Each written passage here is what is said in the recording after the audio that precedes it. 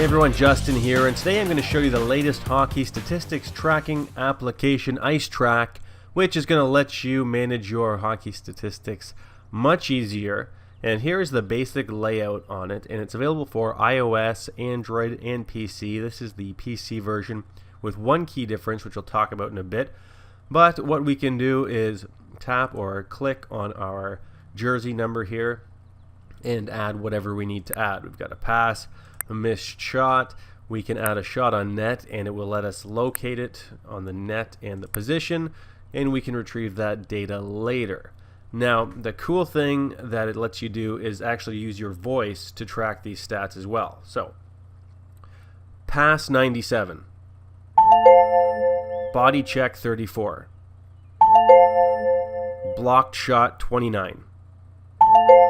And we can do this for any of our stats, and as well as we can create our own here. We can actually configure the keywords that we want to use if we want to track things more efficiently, or we think we have a better way to do it. So yeah, these two here, offsides and custom, we can configure in the menu. I'll show you that after. Let's just add some stats so we can look at the reporting data after. So we'll put a few shots in various places here. Shot on net, and we'll give a goal here. So we'll say it. Goal scored 47, and we can add our assists, our plus minus pool here, which there we go. We can put in a time if we want as well, and we can actually change the period too. We can change the period at the top, so we can actually record shots by period. We can get a breakdown on that after as well, and we can actually toggle the shot locator off if we don't want to know the positioning, if we just want to account. And we can also track ice time. So if we hit this timer here, anybody on this ice surface will start tracking. So we'll put the first line out here, and then if we look, we'll find one of them in here, and we're at 4 seconds. It'll keep going up, but we can also change this to attack time or defensive, whatever you want, power play time, and now they're going to have that timer going as well, so it'll keep counting up, and we'll get a report on that. So we can swap lines out. We can put this line on here. It'll let you put on more players than you're allowed, just more for the sake of being able to swap them on and off easily. You can also just click and drag them back over if you want, and call them partially the way through. And there we go. So we can get some time. Let's get some time for everybody. So everybody's got some stats going on, and we'll add some things here. Body checks, face-off win. Give our defenseman here a blocked shot. Go 2 blocked shots, and there we've got some data. We'll just add a penalty here as well. An offensive slash, and we'll there's 605. Perfect. So now we will save our stats and exit right here.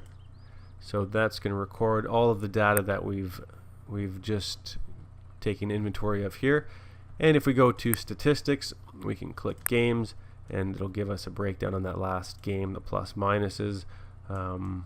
And then we'll also have, we've got some goals, our custom fields here, and if we click email stats, it's actually going to email this all in a spreadsheet.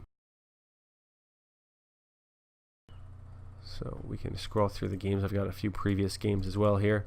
It gives you some of the details at the top.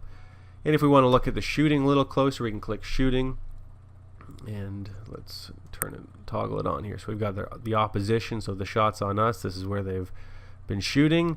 We can get this as well, the location, and then we can also just go to our team, or we can go by players. So we can go through all the players for that game. So we can go all games, or we can just toggle it to the one. And we only had a few shooters there, so I think we're into the defenseman. Let's go back up.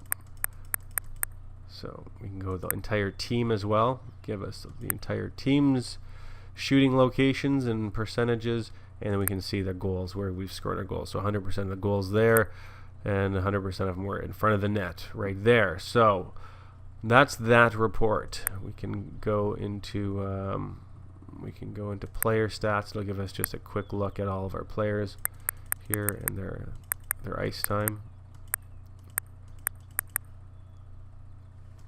And if we want to set up our roster, we can go into a roster here. We can add players, edit players.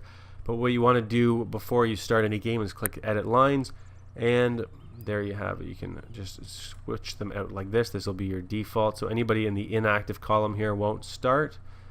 So if we wanted to, Ray's injured, he's going to be inactive. We'll bring somebody else in to take his place, and that would be our starting lineup. We can also delete players here, but if you delete them, it will permanently remove all of their linking in the database, so you can't simply re-add them after. Just be aware of that. And opponents, you can add different opponents here, so everything gets tracked to that opponent. You can do a new opponent right here. You just fill in the team name, the division, and that's it. To start a game, click Track New Game, pick the date, the opponent, click Start, and you're off. So that's it, a pretty simple interface.